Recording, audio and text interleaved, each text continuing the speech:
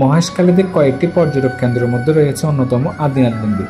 ধারণা করা হয় এই আদিনাথ মন্দির প্রায় 700 বছর পুরনো। এই মন্দির নিয়ে রয়েছে হাজারো ইতিহাস। চলুন ওই ইতিহাস থেকে কিছু ধারণা নিই।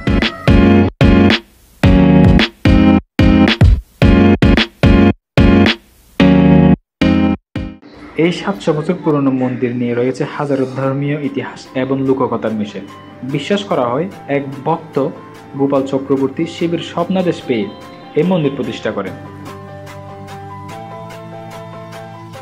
এখানে প্রতি বছর ফাল্গুনে হয় বিশাল শিবমেলা, যেখানে হাজারো মানুষ অংশ নেন পূজা, যাত্রা ও লোকসংস্কৃতির মিলন মেলায়।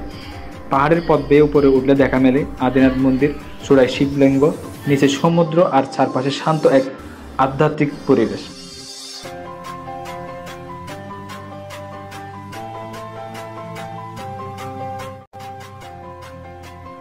বর্তমানে মন্দিরটি শুধুমাত্র ধর্মীয় স্থান নয়, বরং এটি একটি জনপ্রিয় পর্যটন কেন্দ্র।